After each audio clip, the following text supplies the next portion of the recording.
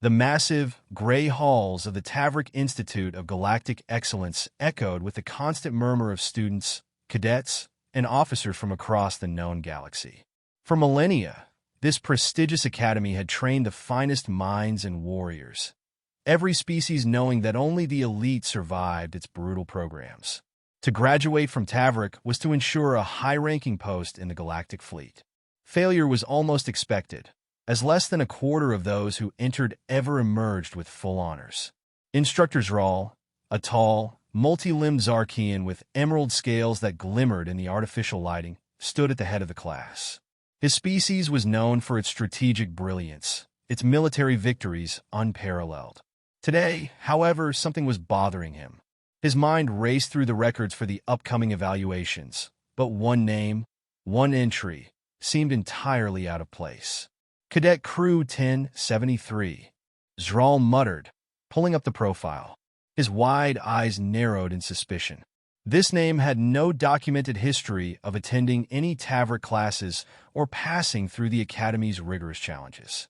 Yet, the system marked this individual as fully qualified for the final combat evaluation. How could this be? Zral scanned the name again, noticing the species indicator. Human. Impossible, he hissed under his breath. Humans were newcomers to the interstellar community, known mostly for their curious culture and strange adaptability. While their reputation for survival was renowned, none had ever passed through the Taverick Academy.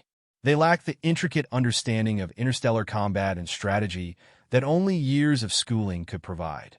This had to be a mistake.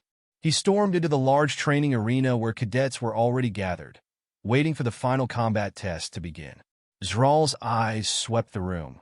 Looking for this, Crew 1073, his scaled arms twitching with agitation. He found his target quickly enough, a single human male standing off to the side. He was tall for his kind, but compared to the massive alien beings around him, he seemed almost unremarkable. Zral strode over, his many legs making a rapid, clicking noise against the floor. The other cadets noticed, whispering among themselves in various languages. The tension in the air thickened as Zral approached the human. "You!" Zral barked, pointing one of his long fingers at the man. "You are listed as Crew 1073, but I find no record of you attending the Taverick Institute. How do you stand here ready for combat evaluation without completing any courses? Explain yourself." The human, whose nameplate read Lieutenant Jack Carter, turned calmly toward the alien instructor. His expression was a mixture of amusement and curiosity. "I didn't need to," Jack replied smoothly. "Humans don't train the same way you do.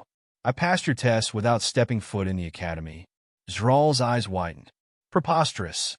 No species, no matter how skilled, can bypass our rigorous system. To graduate, one must endure years of mental and physical trials." "Are you saying you hacked the system?" Jack grinned. "Not at all. We have something on Earth called experience. It turns out in the field, there's no time to sit in a classroom when your enemy is coming at you. You learn by doing, by surviving. That's what got me through." Zral's tail flicked in irritation. "Experience? You dare claim to rival those who have studied under the greatest minds in the galaxy by merely surviving?" The arena's large display screens began to hum to life, signaling the start of the final combat simulation. Zral, still fuming, turned and addressed the entire group of cadets. "Very well, Crew 1073. If you believe your experience is sufficient, you will join the others in the final trial. Let us see how well your human instincts serve you against the greatest cadets the galaxy has to offer." The simulation arena was designed to test everything: combat skills, strategy, survival instincts. Each cadet had been trained for years, pushing their physical limits. The test wasn't just about defeating a single opponent. It was about enduring waves of complex challenges. As the simulation began, massive drones with shields and energy weapons descended from the ceiling. The cadets scattered, each species using their unique talents.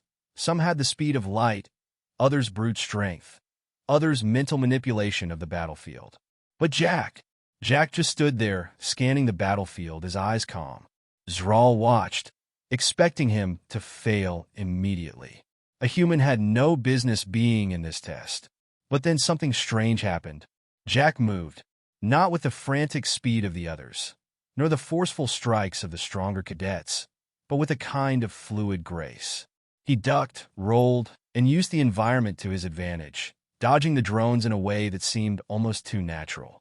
While the other cadets relied on their training to hit precise targets, Jack was improvising, thinking on the fly. One by one, drones fell. Jack used a downed drone shield to block attacks while repurposing a broken energy weapon to take down another. Zral's mouth hung open. When the dust settled and the trial concluded, Jack was still standing. Several of the top cadets had been eliminated, but not the human. He stood tall, breathing evenly, barely scratched. The arena was silent. Zral, stunned beyond words, approached Jack once more.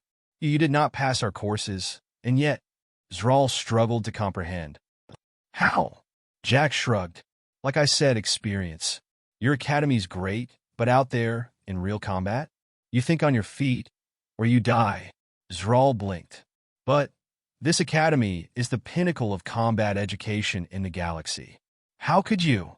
"Look," Jack interrupted, "your system works for a lot of species, no doubt. But humans?